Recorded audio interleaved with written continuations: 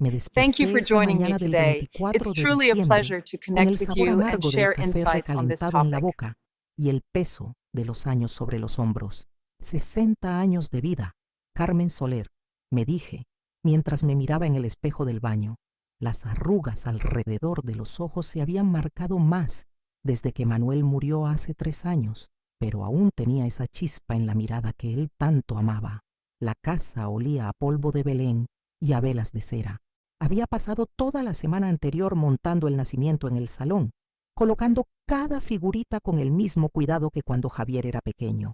Las montañas de corcho, el musgo verdecito, el río de papel de plata, todo como siempre, como si Manuel fuera a bajar por la escalera en cualquier momento, arrastrando las zapatillas y quejándose del frío de la casa.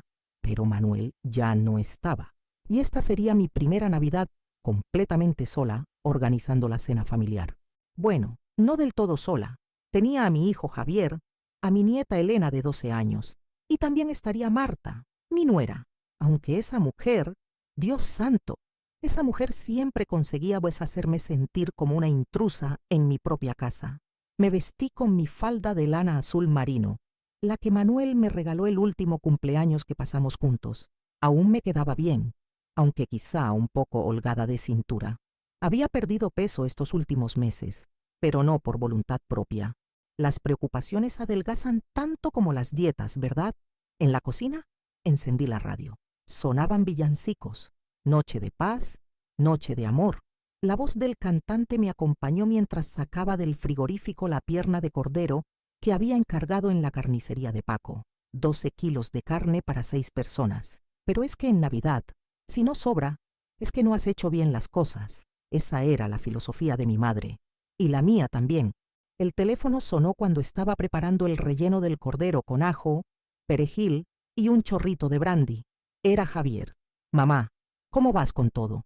¿Necesitas que vayamos antes para ayudarte? Mi hijo tenía esa voz cansada que había desarrollado desde que se casó con Marta hace 5 años, como si hablar fuera un esfuerzo constante. No, hijo mío, tengo todo controlado. Venid sobre las 2. ¿Cómo quedamos? ¿Elena está nerviosa con los regalos? Sí, no ha parado de preguntar si ya es la hora. Oye, mamá, Marta quiere traer una ensalada de quinoa que ha hecho. Ya sé que tú tienes todo preparado, pero ya sabes cómo es. ¿Cómo era? Sí, sabía perfectamente cómo era Marta. Siempre tenía que añadir algo, modificar algo, mejorar algo de lo que yo hacía, como si mis 40 años cocinando para la familia no valieran nada. Que traiga lo que quiera, Javier. No hay problema. Eres la mejor, mamá, te quiero. Y yo a ti, cielo. Colgué el teléfono y me quedé un momento con la mano apoyada en el aparato. Y yo a ti, cielo. Las mismas palabras que le decía cuando tenía 5 años y se despertaba con pesadillas. Las mismas palabras cuando cumplió 18 y se fue a Madrid a estudiar ingeniería. Las mismas palabras el día que me dijo que se casaba con Marta, aunque por dentro algo me decía que esa mujer no era para él. Metí el cordero al horno y me dediqué a pelar langostinos. Los había comprado en el mercado de abastos, frescos del día vez anterior. Don Aurelio, el pescadero, me había guardado los más grandes. Para usted, doña Carmen, que siempre ha sido buena clienta. 40 euros el kilo. Una fortuna. Pero era Navidad. Y Elena adoraba los langostinos. Mientras pelaba, recordé las Navidades de mi infancia en este mismo barrio de Valladolid. Éramos 5 hermanos apiñados en una casa de 2 habitaciones. Mi madre, Remedios, se las ingeniaba para hacer milagros con 4 duros. Cordero nunca hubo, pero sí pollo de corral y mucho amor. Mucho, mucho amor. Ahora esta casa de 4 habitaciones me quedaba enorme. Demasiado silencio, demasiados recuerdos colgando de las paredes como cuadros que ya nadie mira. El salón con la mesa extensible de caoba que compramos Manuel y yo cuando nos casamos. Los sofás de terciopelo verde que elegí yo porque combinaban con las cortinas.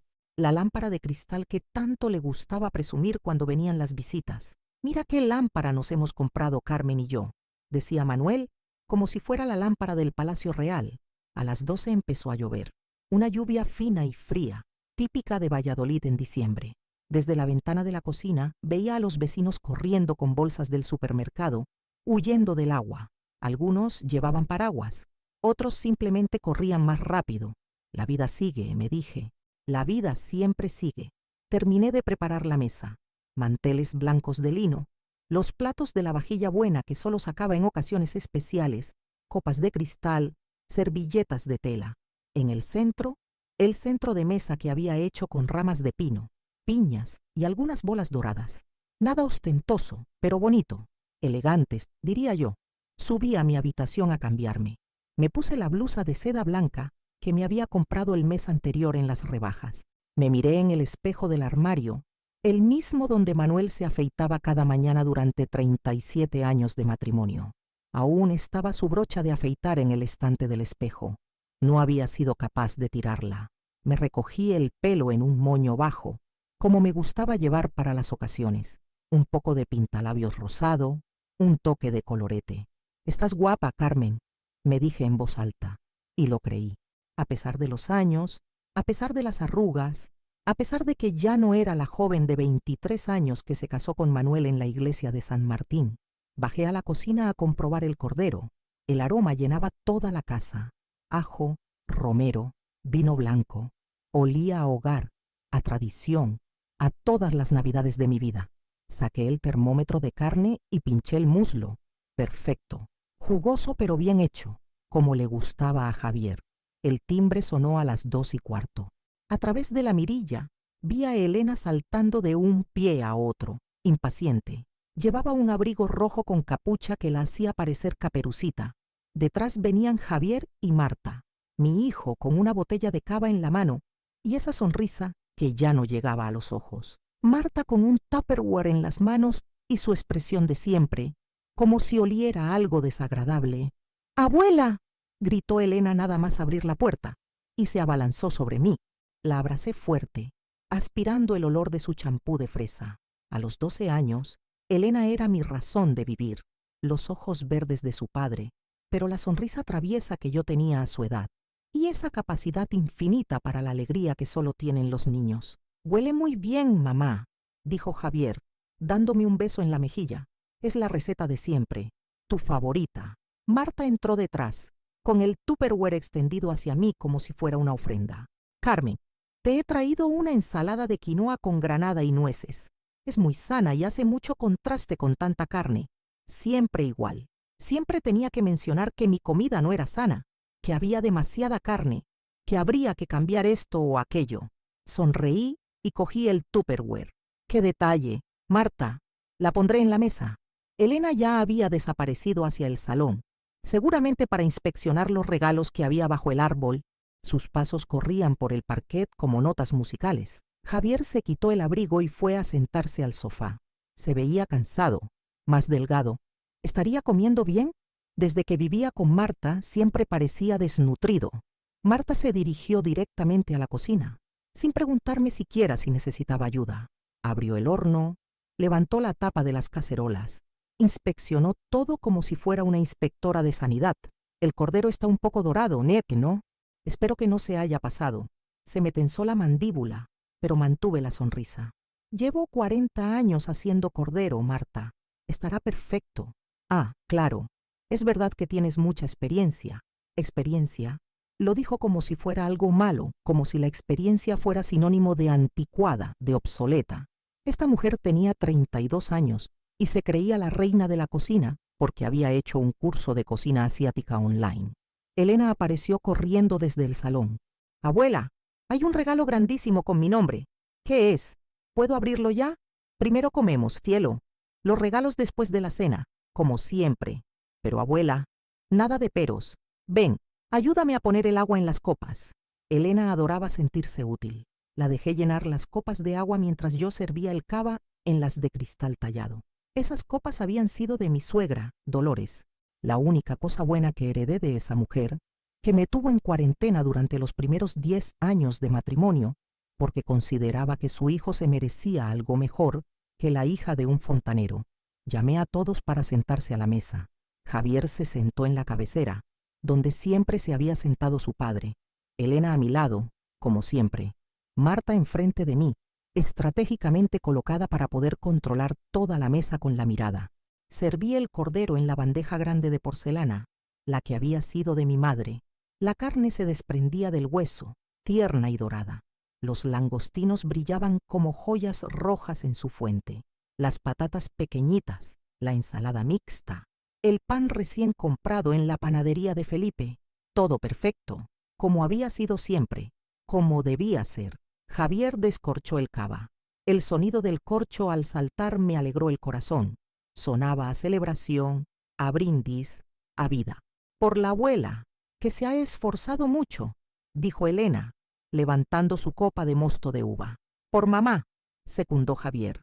Marta levantó su copa sin decir nada, pero con una sonrisa que no llegaba a sus ojos, una sonrisa que conocía bien, porque la había visto muchas veces, la sonrisa que ponía cuando tenía que fingir algo que no sentía. Empezamos a comer. Elena me contaba cosas del colegio, de sus amigas, de la profesora de matemáticas que era muy estricta pero muy divertida. Javier comía en silencio, como había hecho desde niño cuando algo le preocupaba. Marta picoteaba la comida como un pájaro, poniendo cara de concentración cada vez que probaba algo. El cordero está muy bueno, mamá, dijo Javier después de un rato. Gracias, hijo. ¿Está en su punto? Perfecto. Quizá un pelín seco, interrumpió Marta. Pero está comestible, comestible. 40 años cocinando, y mi comida era comestible. Me tragué la respuesta que se me agolpaba en la garganta y seguí comiendo. Elena no se había dado cuenta del comentario, absorta como estaba en separar la carne del hueso con la concentración de un cirujano. La conversación languideció. Javier preguntó por los vecinos, por mis amigas del barrio. Le conté que Pilar se había roto la cadera y que Carmen, la del tercero, había tenido otro nieto. Cosas de pueblo, aunque viviéramos en una ciudad. En este barrio, todos nos conocíamos desde hacía décadas. ¿Y tú qué tal, Carmen?, preguntó Marta de repente. ¿Cómo llevas lo de estar sola? La pregunta me pilló desprevenida, no por la pregunta en sí, sino por el tono. Había algo en su voz, una especie de falsa compasión que me puso los pelos de punta. Bien, me las arreglo bien. Claro, imagino que después de tantos años te habrás acostumbrado ya, aunque debe de ser duro, ¿no? Vivir sola en una casa tan grande. La casa no es tan grande, Marta. Bueno, grande para una persona sola, digo yo. Y el mantenimiento y las facturas, todo eso debe de ser complicado de gestionar para ti. Para mí, como si fuera una anciana incapaz de llevar sus propias cuentas. Llevaba 3 años gestionando perfectamente la casa, las facturas, todo, sin ayuda de nadie. Me las arreglo perfectamente, Marta. He llevado las cuentas de esta casa durante 40 años. Sí, claro. Es solo que Javier se preocupa mucho por ti. Siempre está hablando de si estarás bien, de si necesitarás algo. Miré a mi hijo. Tenía la vista fija en el plato, sin atreverse a mirarme. Hablaba de mí con su mujer. Les parecía que no era capaz de cuidar de mí misma. Elena se levantó de la mesa para ir al baño, y aproveché para cambiar de tema. ¿Alguien quiere más cordero? Yo no, gracias, dijo Marta. Estoy llena, aunque la ensalada de quinoa apenas se ha tocado. Es una pena. Miré la fuente, era cierto. Su ensalada había quedado prácticamente intacta, pero es que cuando hay cordero asado, langostinos y patatas pequeñitas, ¿quién quiere quinoa? Elena volvió corriendo y se sentó de nuevo a mi lado. Me cogió la mano por debajo de la mesa y me la apretó suavemente. Era nuestro código secreto desde que era pequeña. Significaba, te quiero. Le apreté la mano en respuesta. Abuela, ¿podemos abrir los regalos ya? Aún no hemos tomado el postre, cielo. Tengo turrón de Gijona, polvorones, mantecados. Los dulces navideños tienen muchísimo azúcar, intervino Marta. Elena, ya sabes que no puedes comer demasiado azúcar. Te sale acné. Elena se sonrojó y se tocó instintivamente la cara. Tenía 12 años. Por el amor de Dios, era normal que tuviera algún granito. Y era Navidad. Una vez al año se puede comer turrón sin que se acabe el mundo. Un poquito de turrón no le va a hacer daño a nadie, dije, levantándome para ir a buscar los dulces. Carmen, no es por ser pesada, pero Elena tiene que cuidarse. Está en una edad muy complicada y el azúcar no le conviene nada. Me paré en seco con las manos en el respaldo de la silla. Esta mujer acababa de prohibir a mi nieta comer turrón en Navidad, en mi propia casa, en mi mesa, con mi comida. Marta, es Navidad. Un trocito de turrón. Carmen, soy su madre. Creo que sé lo que le conviene y lo que no. Su madre. Sí, era su madre, pero yo era su abuela, y esta era mi casa. Y era Navidad. Me quedé de pie detrás de mi silla, sintiendo cómo la sangre me subía a las mejillas. Elena me miraba con los ojos muy abiertos, esperando mi reacción. Javier seguía mirando su plato como si fuera lo más interesante del mundo. Tienes razón, dije finalmente. Tú eres su madre. Me dirigí a la cocina con pasos lentos y medidos. Necesitaba respirar. Necesitaba alejarme de esa mesa antes de decir algo de lo que me fuera a arrepentir. En la cocina, me apoyé contra la encimera y cerré los ojos. Las lágrimas pugnaban por salir, pero no iba a llorar. No por esto, no por ella.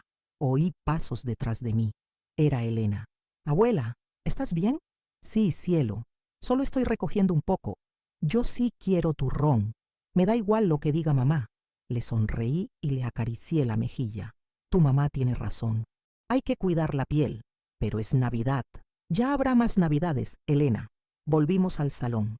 Marta y Javier hablaban en voz baja, pero se callaron en cuanto nos vieron aparecer. Elena se sentó de nuevo a mi lado, pero ya no tenía la misma alegría de antes. Se había apagado algo en sus ojos. Bueno, dijo Javier, forzando una sonrisa. ¿Qué os parece si abrimos los regalos? Elena se animó un poco, pero no como antes. Fuimos al árbol. Yo les había comprado a todos algo especial. A Elena, la muñeca que me había pedido desde octubre. A Javier, una camisa muy elegante que había visto en el escaparate de una boutique del centro. A Marta le había comprado un perfume caro, muy caro, porque a pesar de todo, a pesar de sus desplantes y sus comentarios, era la madre de mi nieta y la mujer de mi hijo. Y yo había sido educada para ser generosa, incluso con quien no se lo merecía. Elena abrió su regalo con la emoción de una niña en Navidad. Sus gritos de alegría llenaron el salón y se me llenó el corazón de calidez. Javier sonrió al ver la camisa, aunque su sonrisa seguía sin llegar a los ojos. Y Marta abrió el perfume, lo miró, lo olió y dijo, «Qué bonito, aunque yo uso otra marca, pero está bien para tener, como si fuera un objeto de segunda categoría, como si los 50 euros que me había costado fueran calderilla». Ellos también me habían traído regalos. Elena me había hecho un dibujo precioso en el colegio. Las dos juntas en la cocina, preparando galletas. Javier me regaló un chal de lana muy suave. Y Marta me dio una caja pequeña. Dentro había un producto de cosmética antiarrugas. «Es muy bueno», dijo. «Te ayudará con las líneas de expresión». Me quedé con la caja en las manos, sintiendo cómo las mejillas me ardían. Un antiarrugas. Me había regalado una crema antiarrugas para que me quitara los años de encima, para que luciera mejor, para que no pareciera tan mayor. «Gracias», murmuré, muy considerado. Elena estaba jugando con su muñeca nueva en el suelo, ajena a la tensión que flotaba en el ambiente. Javier recogía los papeles de los regalos con movimientos mecánicos, y Marta me miraba con esa sonrisa suya, como si acabara de hacer la buena obra del día. Nos sentamos de nuevo en el sofá. Elena enseñaba a su muñeca a caminar. Javier hojeaba una revista que había encontrado en la mesa del café. Marta miraba su teléfono móvil, tecleando mensajes a no sé quién. «¿Un café?», pregunté. «Yo prefiero una infusión», dijo Marta sin levantar la vista del teléfono. «¿Tienes té verde? Es muy antioxidante». No tenía té verde. Tenía café, manzanilla, tila y poleomenta. Pero té verde, no. «Te hago una manzanilla». «Mejor nada entonces. La manzanilla no me sienta bien». Me levanté a preparar café para Javier y para mí. En la cocina, mientras esperaba a que la cafetera terminara, miré por la ventana. Había parado de llover, pero el cielo seguía gris, gris como mi ánimo. Cuando volví con los cafés, Elena se había quedado dormida en el sofá, abrazada a su muñeca. Tenía las mejillas coloradas y respiraba suavemente. 12 años, y aún era capaz de quedarse dormida después de una comida abundante, como cuando era pequeña. «Tendríamos que irnos ya», dijo Marta. «Elena tiene que ducharse y acostarse temprano. Mañana hay que ir a casa de mis padres». Claro, el día de Navidad lo pasarían con los otros abuelos, los abuelos que sí sabían cocinar sin que fuera comestible, los abuelos que sí sabían qué regalos hacer, los abuelos que importaban de verdad. Javier despertó suavemente a Elena. La niña se desperezó como un gatito, bostezando y frotándose los ojos. ¿Ya nos vamos, papá? Sí, princesa. Hay que recoger. Entre todos recogimos los restos de la celebración. Elena guardó cuidadosamente su muñeca en la caja.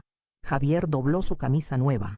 Marta se puso el abrigo sin decir ni una palabra sobre la comida, sobre la casa, sobre nada. Mientras se vestían, aproveché para darle a Elena una bolsa pequeña. Toma, cielo, para que te acuerdes de la abuela. Dentro había 3 polvorones envueltos individualmente y un trocito de turrón de Gijona. Elena me guiñó un ojo y escondió la bolsa en el bolsillo del abrigo. Nuestro secreto. Se despidieron en la puerta. Elena me abrazó fuerte y me susurró al oído. Gracias por el regalo secreto, abuela. Te quiero muchísimo. Y yo a ti, mi vida. Javier me dio un beso rápido en la mejilla. Ha estado todo buenísimo, mamá, como siempre. Me alegro de que te haya gustado, hijo. Marta se acercó a mí para despedirse. Me dio 2 besos en las mejillas, pero se inclinó hacia mí como si fuera a susurrarme algo al oído. Pensé que iba a darme las gracias por la comida, por los regalos, por el esfuerzo de organizar la Nochebuena, pero no.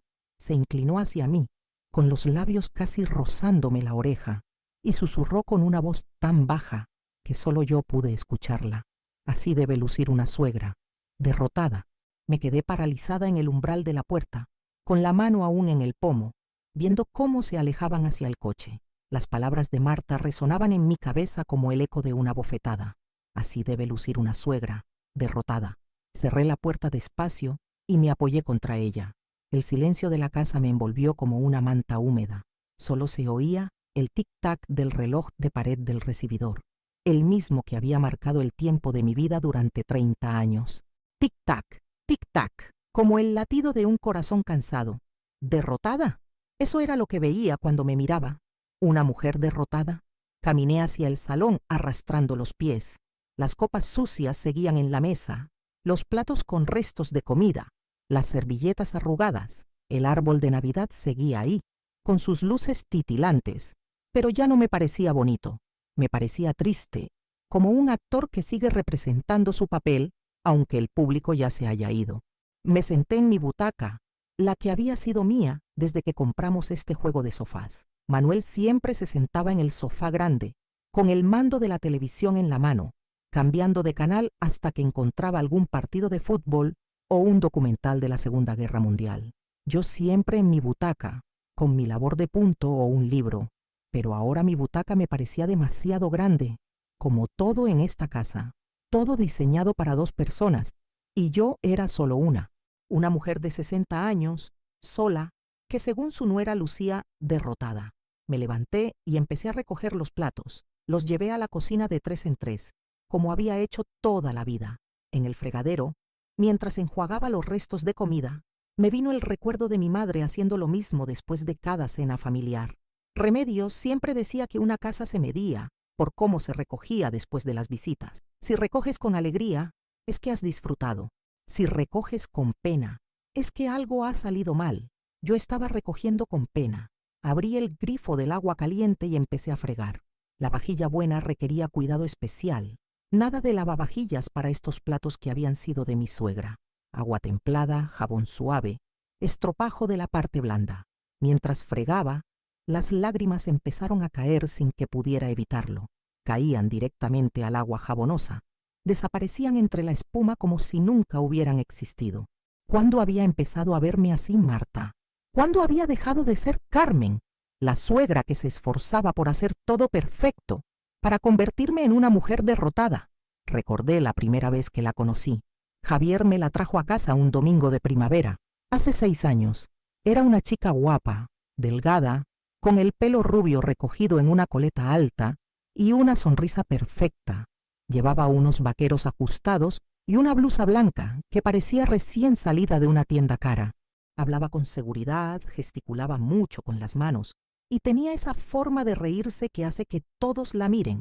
«Mamá, te presento a Marta», había dicho Javier, y por la forma en que la miraba, supe inmediatamente que estaba perdidamente enamorado. Yo me había esforzado mucho aquel día. Había cocinado paella, Había puesto la mesa con la vajilla buena, había comprado flores para el centro de mesa. Quería causar una buena primera impresión. Quería que esa chica que había conquistado a mi hijo viera que venía de una familia de bien, que tenía una suegra de la que podía estar orgullosa. Pero desde el primer momento, Marta me miró de arriba abajo, con una expresión que no supe descifrar entonces. Ahora sí lo sabía. Me estaba evaluando. Estaba calculando si yo era el tipo de suegra que podía manejar o el tipo de suegra que le iba a dar problemas. Encantada, Carmen me había dicho, y su apretón de manos fue firme, decidido, como si estuviera cerrando un trato comercial. Durante aquella primera comida, había hecho preguntas, muchas preguntas, sobre la casa, sobre el barrio, sobre mi trabajo en la tienda de ultramarinos de mi cuñado, sobre las costumbres familiares. Preguntas que en ese momento me parecieron muestra de interés, pero que ahora, con la perspectiva de los años, entendía que eran preguntas de reconocimiento del terreno. ¿Y siempre habéis vivido en este barrio?, me había preguntado mientras probaba la paella. Sí, desde que nos casamos.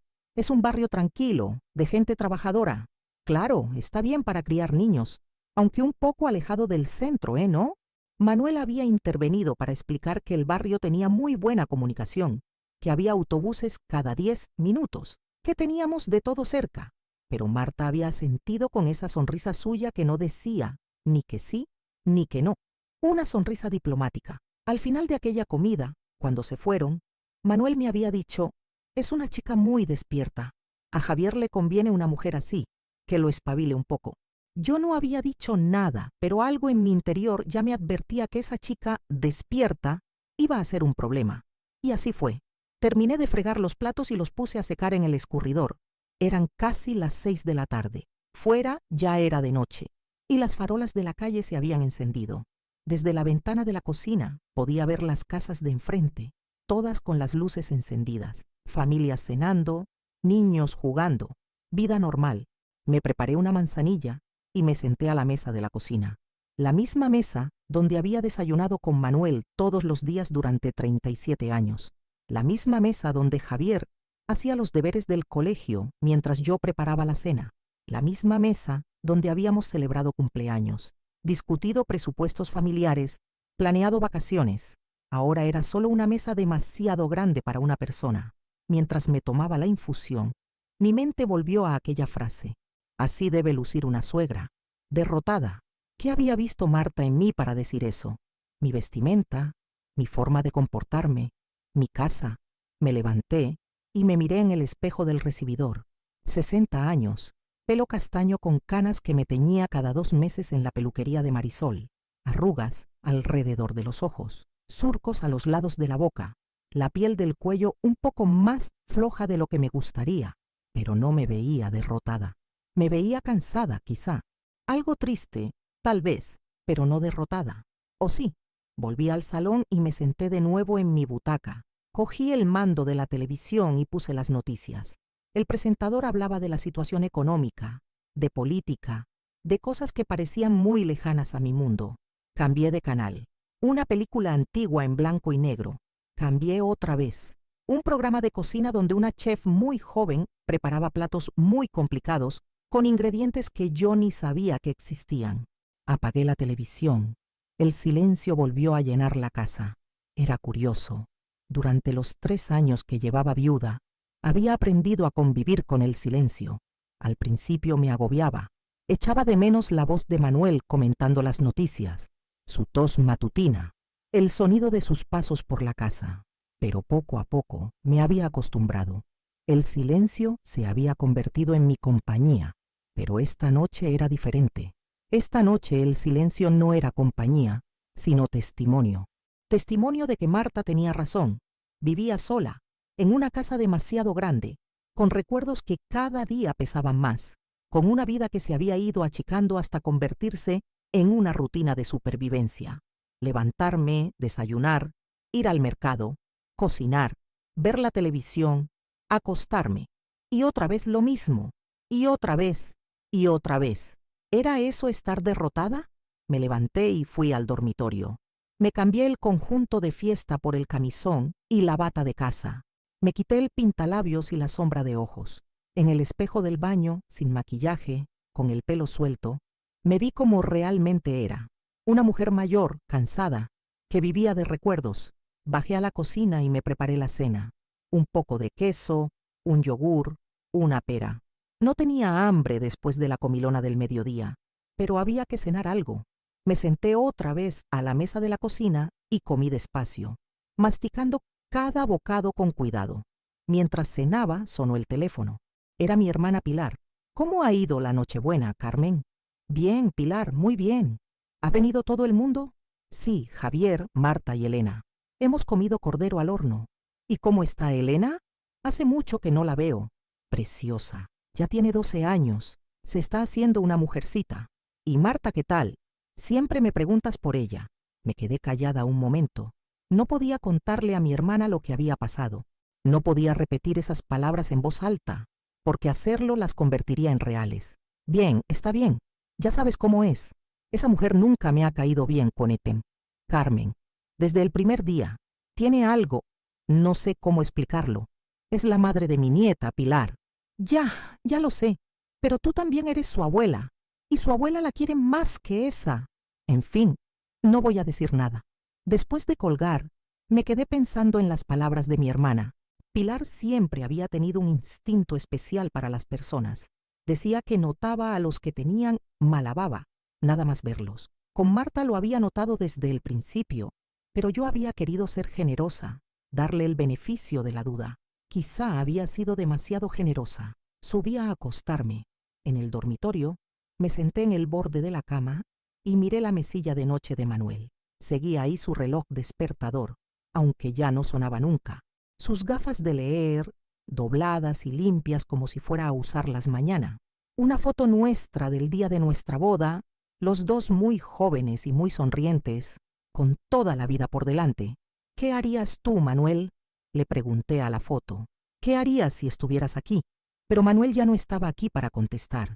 Me metí en la cama y apagué la luz. Fuera se oía el viento entre los árboles de la calle, y de vez en cuando pasaba algún coche. Sonidos de una noche normal en un barrio normal.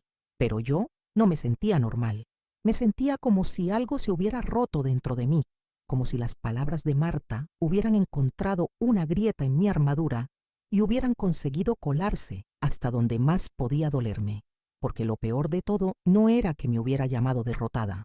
Lo peor era que empezaba a pensar que tenía razón. Me quedé despierta mucho rato, mirando el techo, escuchando los sonidos de la noche. Y por primera vez en 3 años, desde que Manuel murió, me sentí realmente sola. No viuda, no independiente, no autosuficiente, sola y quizá, solo quizá, derrotada. Me desperté al amanecer del día de Navidad, con un dolor de cabeza que me partía el cráneo en 2. Había dormido mal, dando vueltas en la cama, despertándome cada hora con la sensación de que algo terrible había pasado. Y entonces lo recordaba.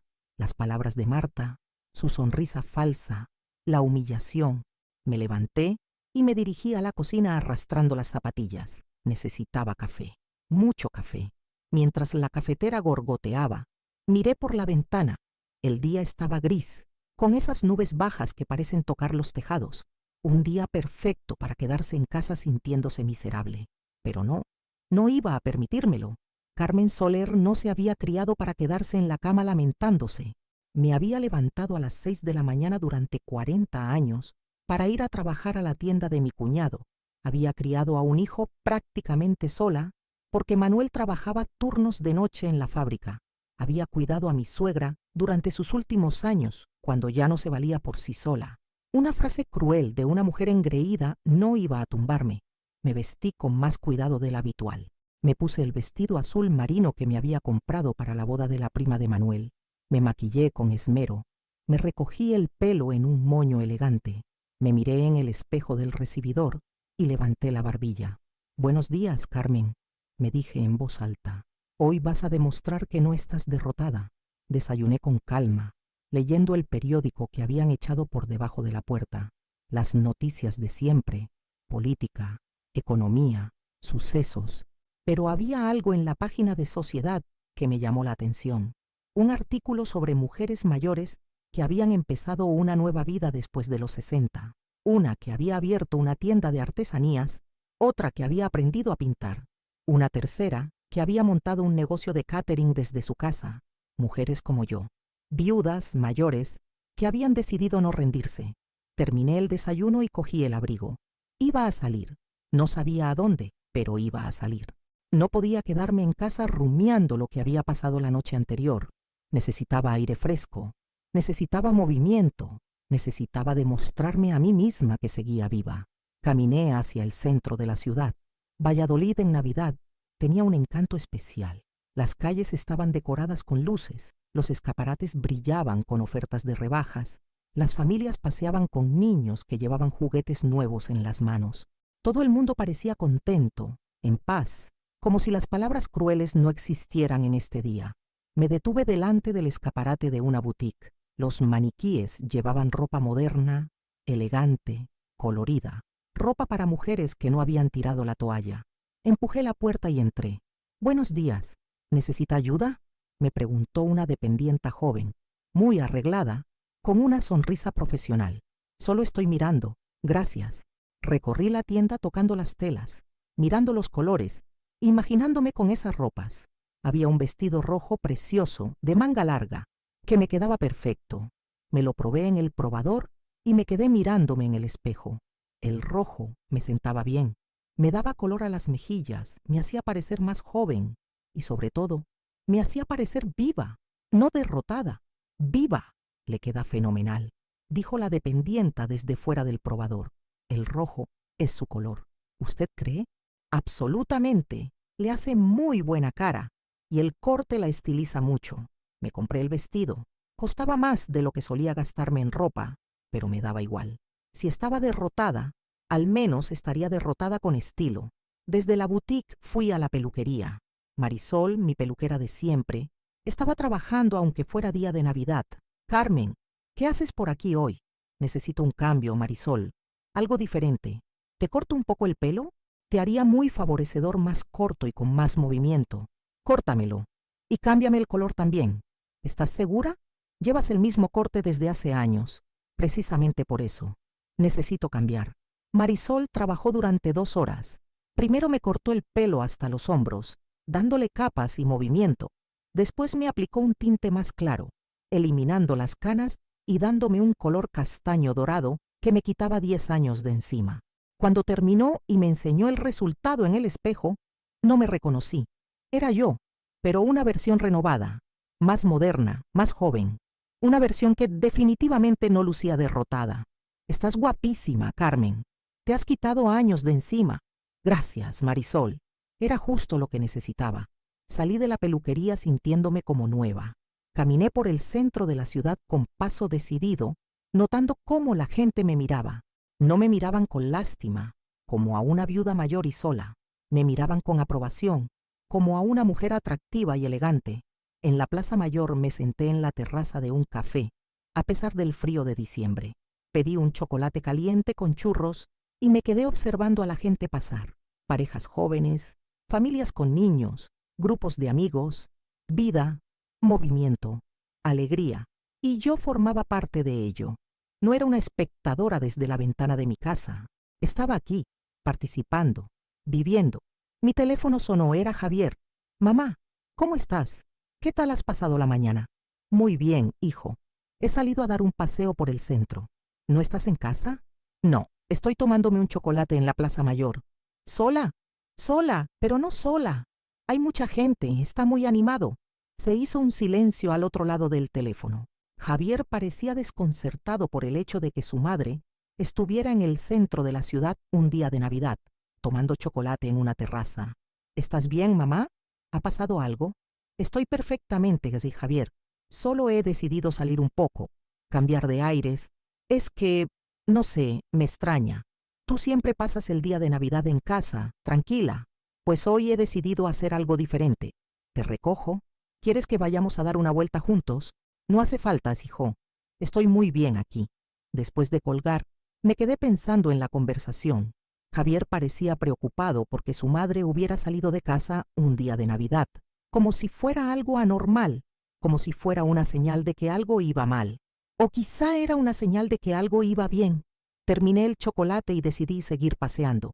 Fui a la catedral, que estaba abierta para las misas de Navidad. Hacía años que no entraba. No era muy religiosa, pero me gustaba el ambiente de recogimiento, la belleza de los altares, el olor a cera e incienso. Me senté en uno de los bancos del fondo y cerré los ojos. No recé exactamente, pero sí pensé. Pensé en Manuel, que había sido un buen marido y un buen padre. Pensé en Javier, que era un buen hijo, pero que quizá no sabía defenderme cuando hacía falta. Pensé en Elena, que era la luz de mi vida. Y pensé en Marta.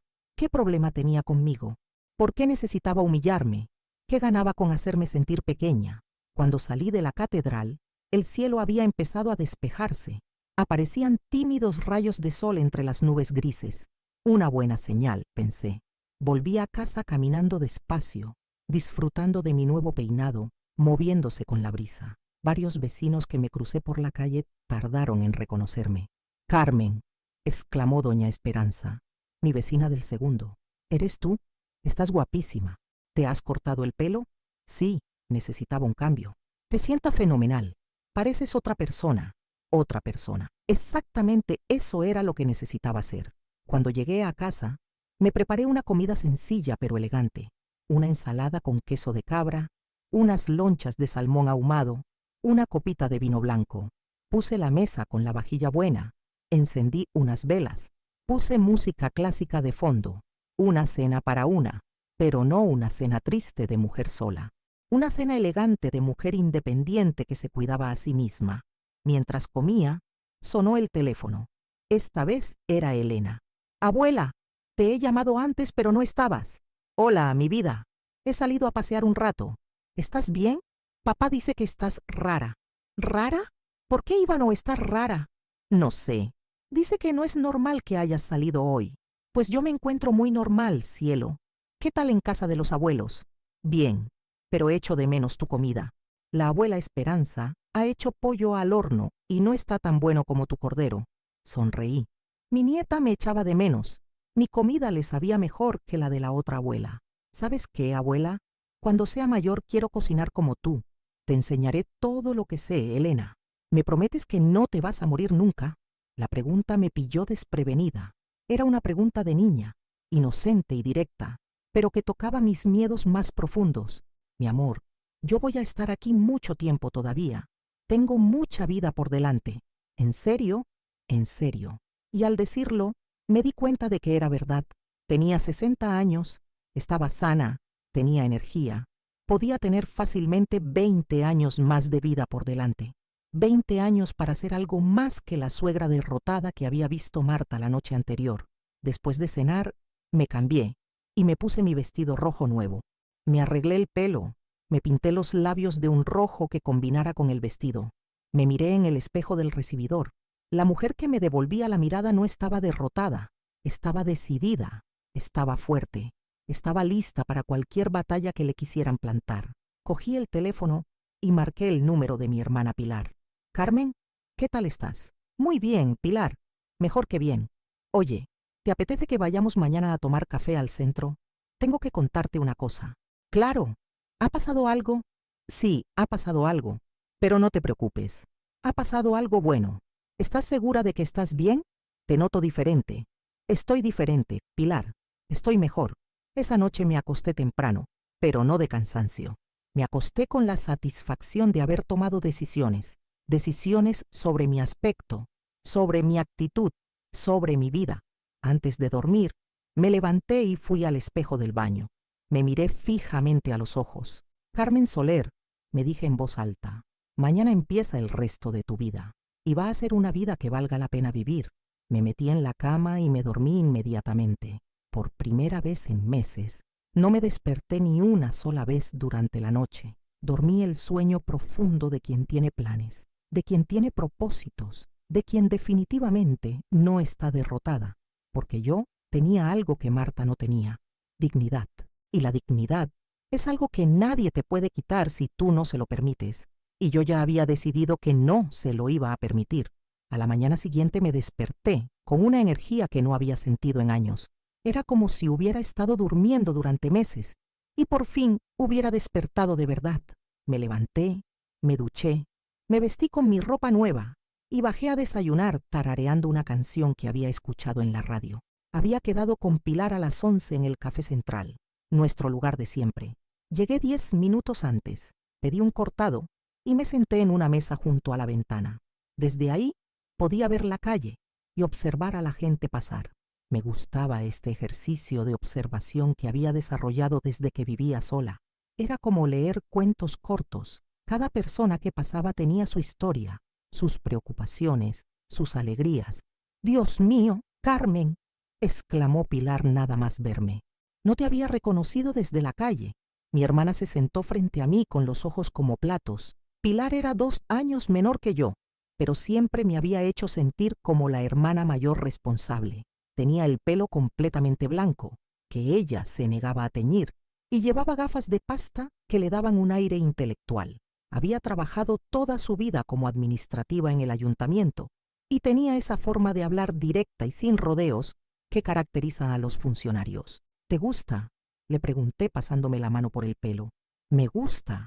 Te quita 10 años de encima. Pero cuéntame, ¿qué ha pasado? Ayer por teléfono me dijiste que tenías que contarme algo bueno». Respiré hondo.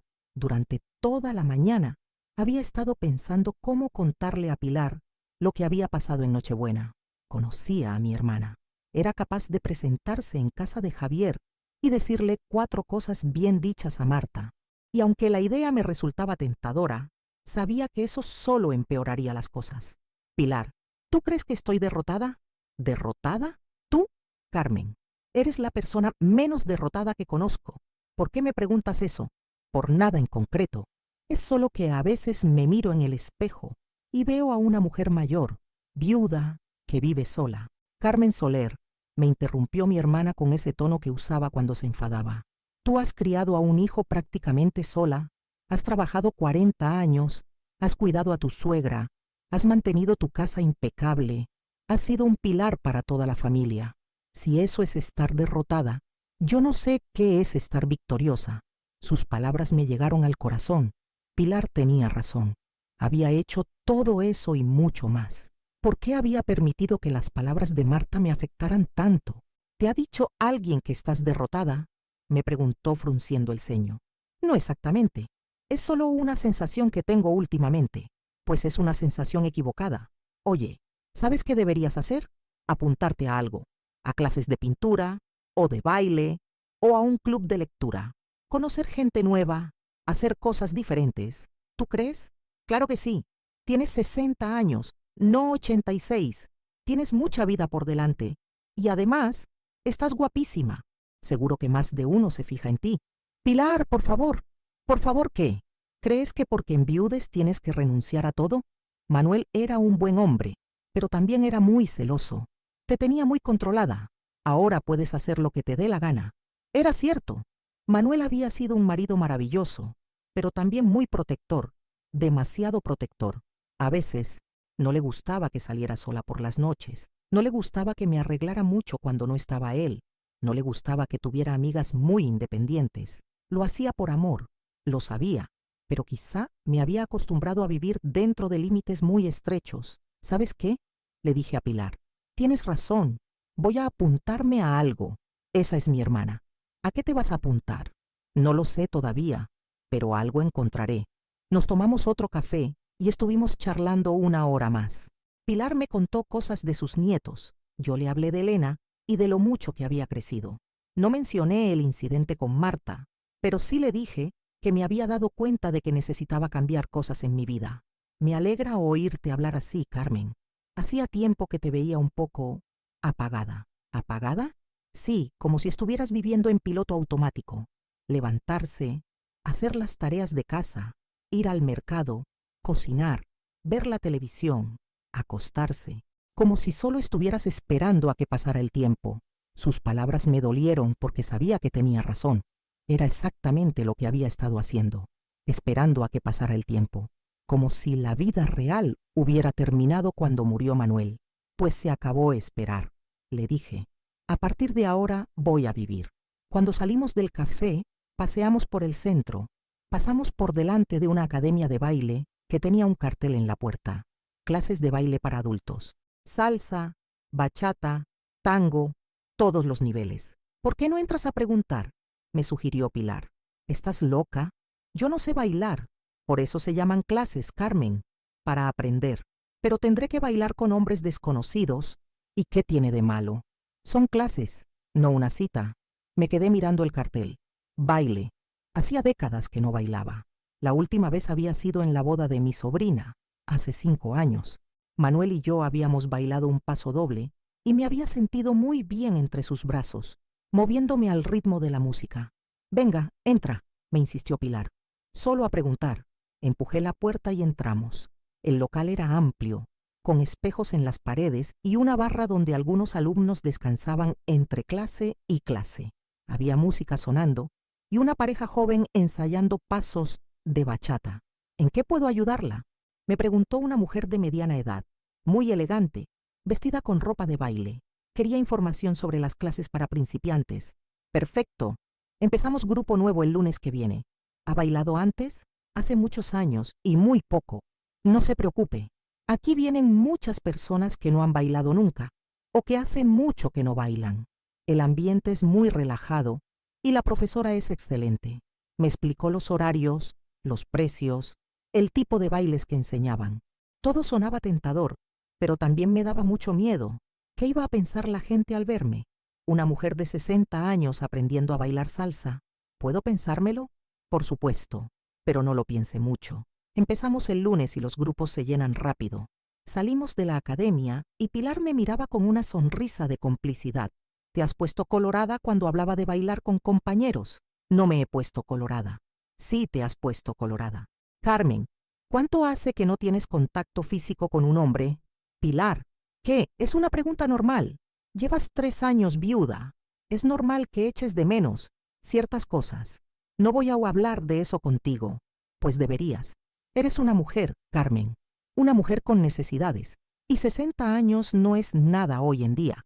Caminamos hacia casa en silencio. Las palabras de Pilar habían tocado un tema que llevaba 3 años sin querer pensar. Sí, echaba de menos el contacto físico. No solo el sexo, aunque eso también. Echaba de menos que alguien me tocara el brazo al hablar, que me diera un abrazo sin motivo, que me acariciara la espalda antes de dormirme. Manuel había sido muy cariñoso físicamente. Siempre me tocaba al pasar por mi lado en la cocina. Me cogía la mano mientras veíamos la televisión. Me abrazaba por detrás mientras yo cocinaba. Cuando murió, no solo perdí a mi marido, perdí el contacto humano. Esa tarde, sola en casa, no podía dejar de pensar en las clases de baile. Me imaginé moviéndome al ritmo de la música, sonriendo, divirtiéndome. Me imaginé conociendo gente nueva, teniendo conversaciones interesantes, riéndome, pero también me imaginé haciendo el ridículo, siendo la señora mayor que no sabía seguir el ritmo, que tropezaba con sus propios pies, que desentonaba en un grupo de personas más jóvenes y atractivas. Sonó el teléfono. Era Javier. Hola, mamá. ¿Cómo estás? Muy bien, hijo. He salido a tomar café con la tía Pilar. Mamá, he estado pensando en lo que hablamos ayer. Me preocupa que estés tan activa últimamente. ¿Activa? ¿Es malo estar activa? No, claro que no. Es solo que, no sé, me extraña. Tú siempre has sido muy casera, muy tranquila, y de repente sales todos los días. Te cambias el look. ¿No te gusta cómo me he cortado el pelo? Sí, estás muy guapa. Es solo que me pregunto si estás bien, si no te sientes sola, si no necesitas, no sé, hablar con alguien. ¿Hablar con alguien? ¿Se refería a un psicólogo?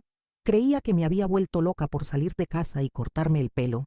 Javier, estoy perfectamente. Solo he decidido que quiero aprovechar más la vida. Es que Marta piensa que... Se paró en seco. Había empezado a decir algo sobre lo que pensaba Marta, pero se había cortado. ¿Qué piensa Marta? Nada, mamá. No es importante.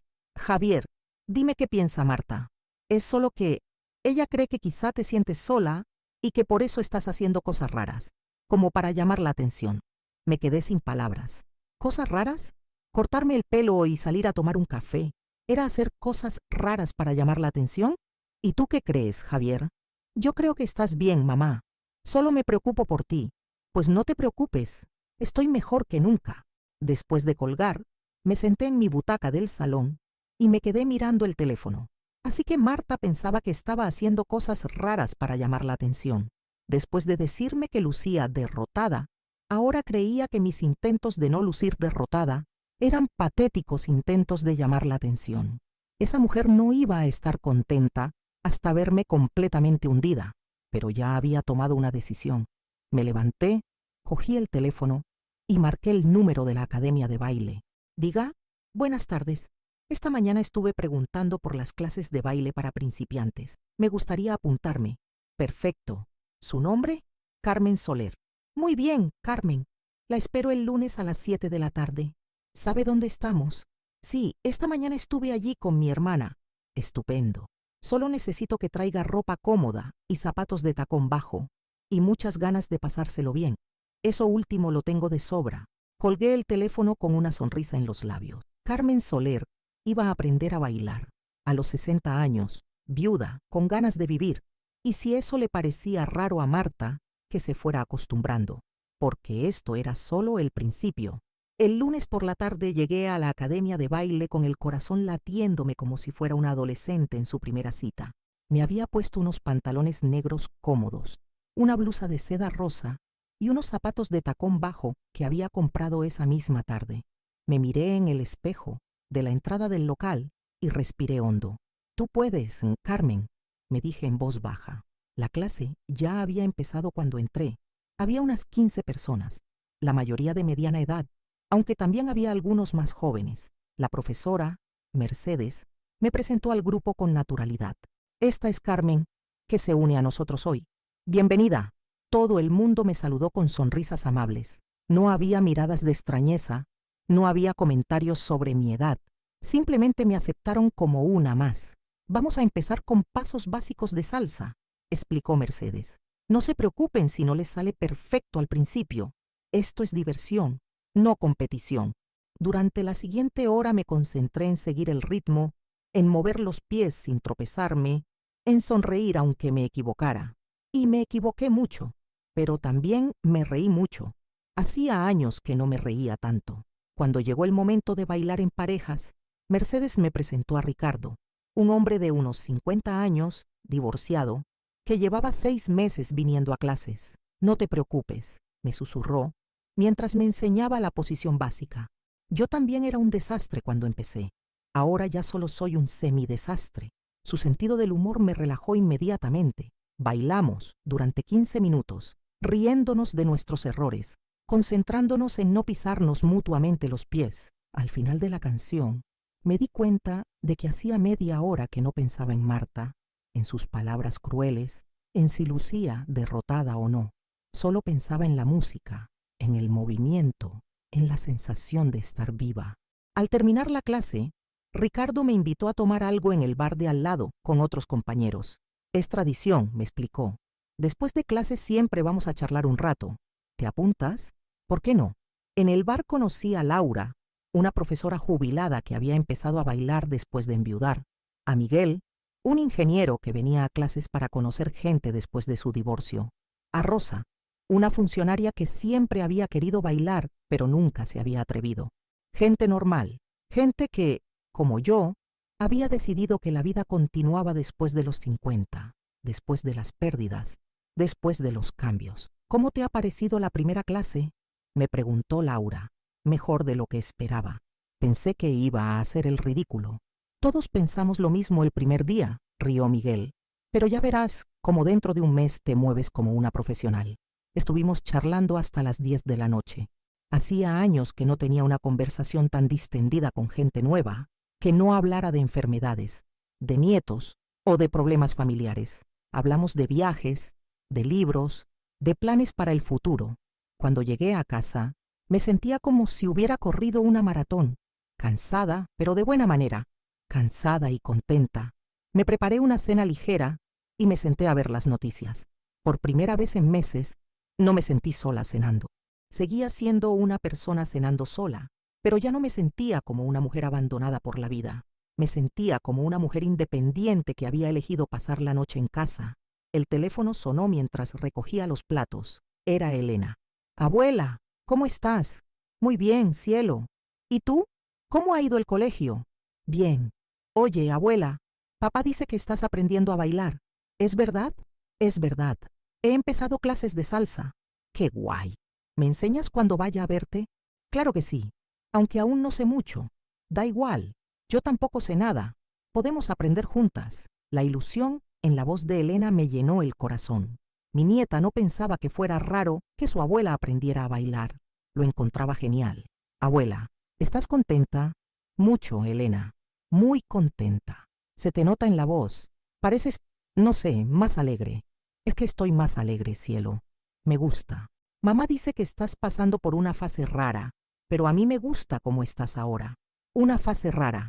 Marta había conseguido que hasta Elena usara esas palabras. ¿Y tú qué crees, Elena? ¿Crees que estoy rara?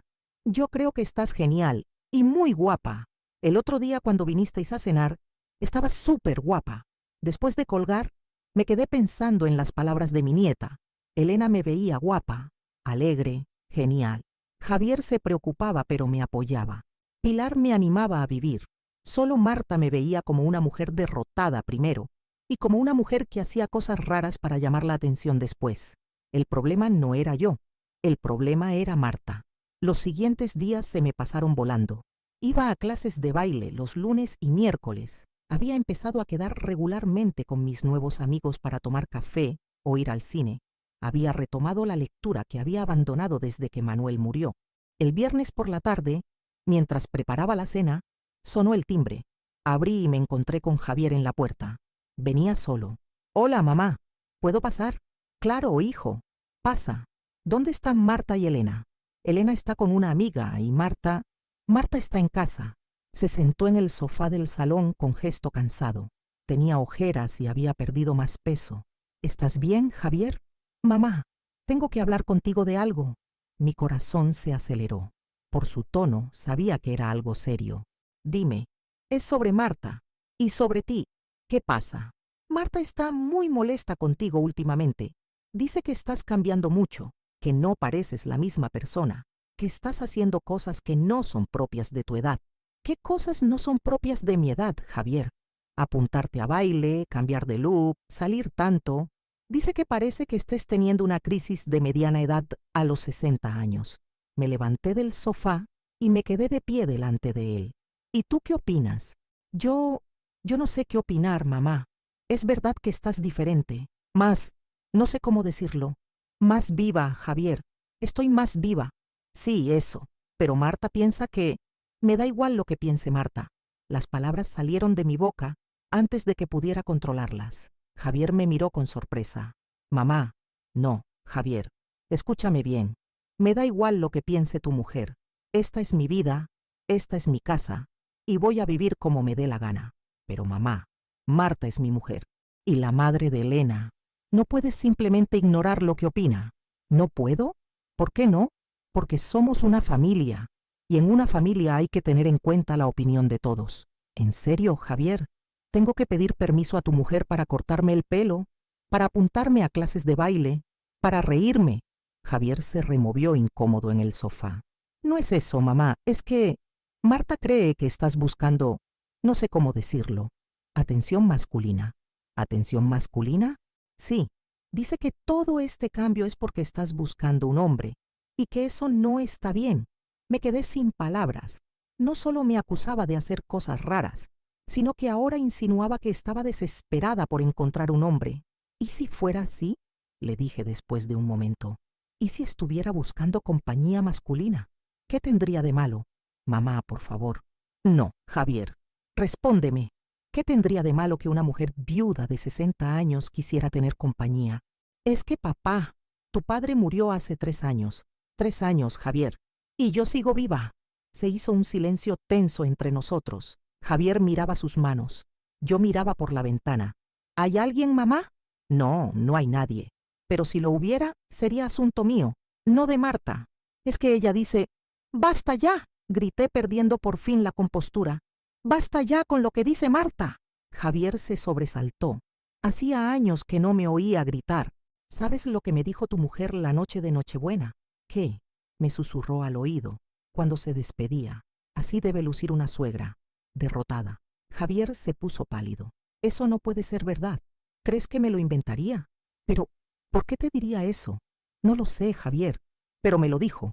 Y esas palabras me han estado dando vueltas en la cabeza desde entonces. Por eso cambié, porque me di cuenta de que tenía razón. Lucía derrotada, pero ya no más. Mamá, yo no sabía. Ahora ya lo sabes. Tu mujer me humilló en mi propia casa, el día de Nochebuena, después de que me hubiera pasado días preparando una cena perfecta para vosotros. Javier se pasó las manos por la cara. Hablaré con ella. No quiero que hables con ella. No quiero que me defiendas. Solo quiero que sepas quién es realmente la mujer con la que te has casado. Marta no es mala persona, mamá. A veces dice cosas sin pensar, pero ¿sin pensar? Javier, esas palabras no se dicen sin pensar. Esas palabras se dicen para hacer daño, para humillar. Mi hijo se levantó del sofá y empezó a caminar por el salón. No sé qué decir. No tienes que decir nada. Solo tienes que decidir si vas a permitir que tu mujer siga faltándome el respeto. Hablaré con ella, repitió. Haz lo que quieras, Javier, pero que sepas que yo ya no voy a cambiar para complacer a Marta. Voy a seguir con mis clases de baile, voy a seguir saliendo con mis amigos, voy a seguir viviendo mi vida como me dé la gana. ¿Y si ella no acepta eso? Ese será su problema, no el mío. Javier se fue poco después, abrazándome con más fuerza de la habitual y diciéndome que me quería, pero sabía que tenía un conflicto interno terrible. Por un lado estaba su madre, que acababa de contarle que su mujer la había humillado. Por otro lado estaba Marta, con quien tenía que vivir y criar a una hija. No le envidiaba la situación, pero ya había tomado mi decisión. No iba a volver a permitir que nadie me hiciera sentir derrotada. Había descubierto que tenía una vida por delante, que había gente que disfrutaba de mi compañía, que podía reírme y bailar, y ser feliz sin necesidad de pedir permiso. Esa noche, antes de acostarme, me miré en el espejo del baño.